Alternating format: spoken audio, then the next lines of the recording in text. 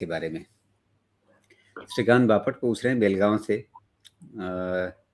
उन्होंने पूछा है कि बजाज फाइनेंस हाल में 6500 के भाव पर खरीदा है, 3 से 5 साल का नजरिया है, लेकिन रिटर्न की जो उम्मीद है इनकी, वो कह रहे हैं कि साल में 35-40% रिटर्न मिल पाएगा क्या?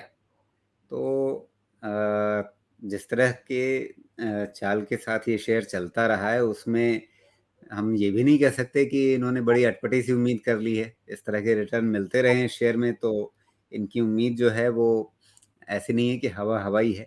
लेकिन क्या जो शेयर पहले बहुत चल चुका है उसके लिए ये उम्मीद करना कि वो आगे भी उसी तरह से वैसा ही रिटर्न देता रहेगा, क्या ये सही है? या एक समय के बाद जाकर के किसी शेयर की चाल जो है वो थमती है? जैसे पहाड़ की नदी जब पहाड़ से उतरती है तो बड़ी तेज चलती है, बाद में जब मैदानी इलाके में आती है तो फिर उसकी चाल थमती है।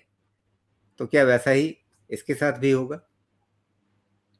देखिए, पहली बात ये बताएं कि 35-40% की अगर उम्मीद है मुझे, तो हम एक्सपेक्ट कर रहे हैं कि हर 2 साल में ये स्टॉक डबल हो जाए।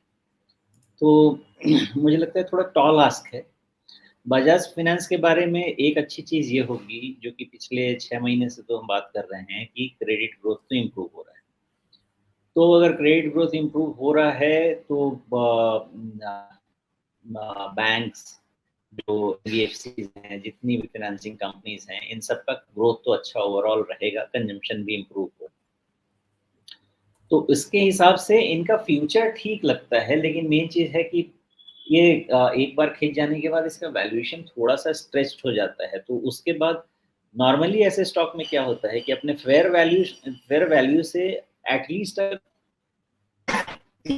20% डिस्काउंट पे रहे, तो आप जो कह रहे हैं वो सच हो सकता है, उतना आपको मिल सकता है रिटर्न। लेकिन ये ऑलमोस्ट फेयर वैल्यू नहीं कह रहा मैं, फेयर वैल्यू कहने का सॉरी, मीन वैल्यूएशन के आसपास है।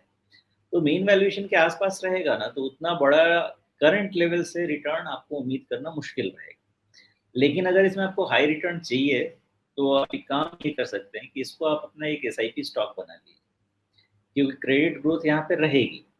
और अगर रहेगी और आप इसको एसआईपी स्टॉक बना के रखेंगे, तो 35-40% का तो भगवान जाने, लेकिन आपको एटलीस्ट डिसेंट रिटर्न तो मिल जाए।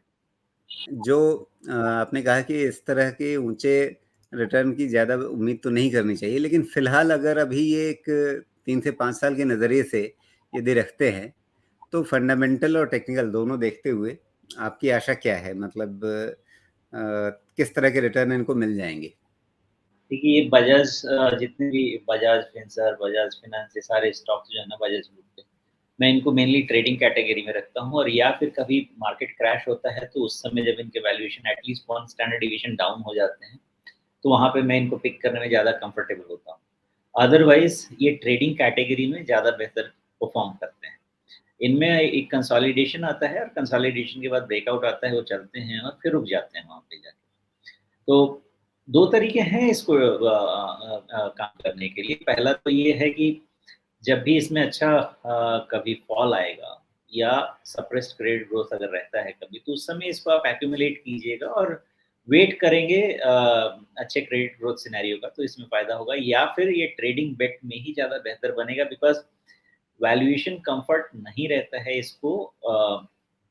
जब भी ये जैसा अभी करंट इसका वैल्यूएशन है, इस लेवल पे आके इसको खरीद के होल्ड करने से ओवरऑल ये पोर्टफोलियो का या तो परफॉर्मर या लिटिल अंडर परफॉर्मर रह सकता है। लेकिन इस लेवल से अगर 10% भी अगर नीचे मिल जाता है, तो आपको ऊपर में रफली 25% का ही रूम दे देता है। जी। 10% अप, 15% का अपसाइड, तो उसके हिसाब से ये सेफ हो जाएगा। लेकिन यहाँ से थोड़ा सोचना समझना पड़ जाता है, बिकॉज़ फेयर वैल्यू पे आ गया, मीन वैल्यूएशन पे आ गया है, और लार्जली चीज़ें फैक्टर्ड हैं, मुझे मार्केट स्ट्रेच भी लग रहा है, तो इन सब स्टॉक में कभी भी 10% का करेक्शन आराम से आ सकता है, कभी भी आ सकता जी। तो आपके हिसाब से वापस खरीदने का लेवल क्या रहेगा? इनकी खरीदारी मतलब वैसे तो ठीक-ठाक भाव पर है, 6500 पे खरीदा है इन्होंने, अभी 7500 के आसपास का भाव चल रहा है। तो मतलब कुशन है इनके पास। है। देखिए, इसका कल का तो ब्रेकआउट का कैंडल है, इसलिए आपको इसमें थोड़ा-सा बेकिंग करना होगा। 7,000 7,100, जब तक ये लेवल नहीं टूट रहा है, तब तक ये नहीं लगता कि इसमें लंबा करेक्शन।